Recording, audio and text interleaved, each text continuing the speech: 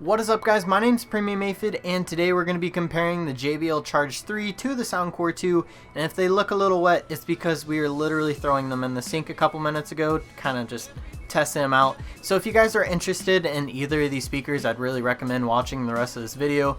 And last week's first comment was by Aspire, and he asked what was the best Red Dragon keyboard you can buy for $60, and I would say the K56-7, the one I reviewed last week, is the best keyboard you can buy by Red Dragon for that price point. Anyways, let's get into the review.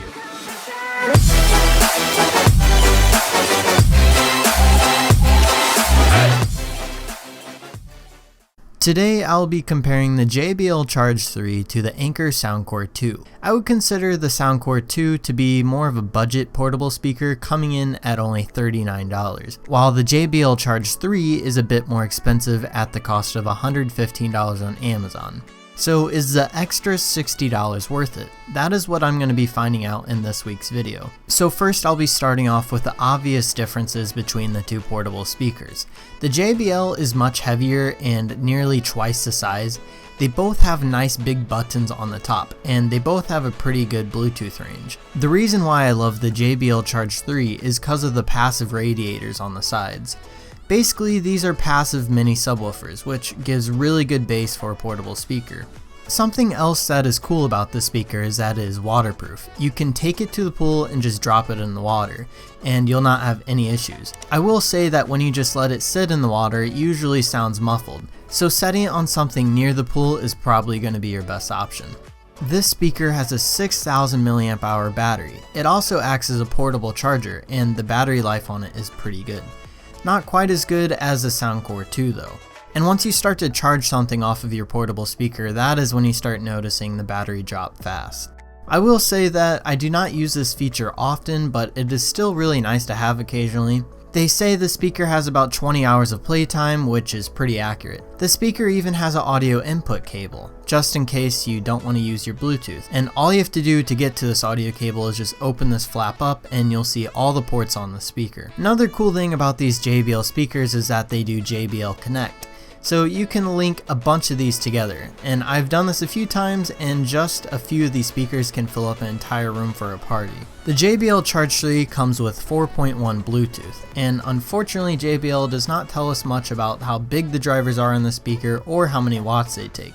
It is by far the best Bluetooth speaker I've ever owned, and if you want a really loud speaker with good bass, this is the best one for you. Now if you do not have a huge budget, the Anker Soundcore 2 is still a really good option. This speaker is more durable just because it does not have fabric surrounding it or rubber passive speakers that are just exposed.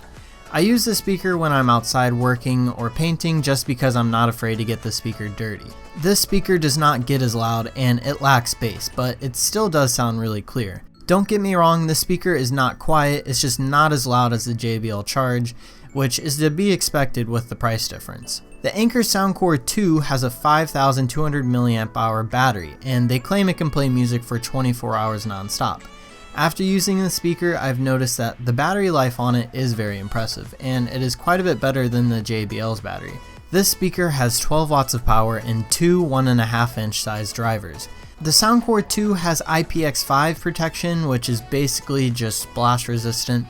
The speaker also has Bluetooth 4.2, which is slightly newer than the JBL Charge's Bluetooth, but you can't really tell a difference between the two. The speaker is smaller, but it still feels very solid and not cheap at all. They claim that the Soundcore 2 has good bass due to its passive radiator on the front, but I would disagree with that. It does not have near the same bass as the JBL Charge, but once again, there is a big price difference between the two. When you hear both of the speakers, you can definitely tell that the JBL sounds more full and the Anker Soundcore just sounds kinda blah compared to the JBL, but the speaker is half the price. In a little, I'll have a sound comparison, but for right now, do you guys think that the JBL Charge 3 is worth the extra money? I would say yes, because the JBL speaker sounds amazing and I've used it so much at sport events and at work, and everyone is impressed with this little speaker. So this audio test is not going to be perfect, but hopefully it can still help you decide which portable speaker will work for you.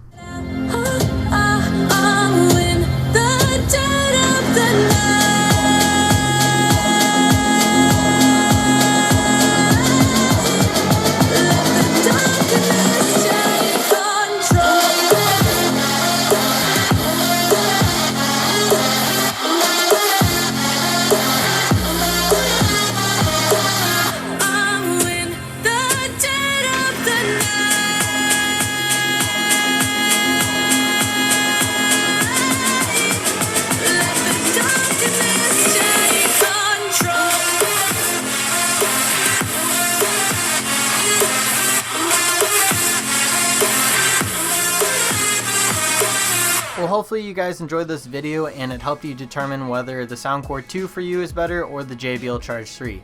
So if you guys did enjoy this, make sure you drop a like and a comment down below and subscribe for weekly content. And I'll see you guys next week. It is touching the truth.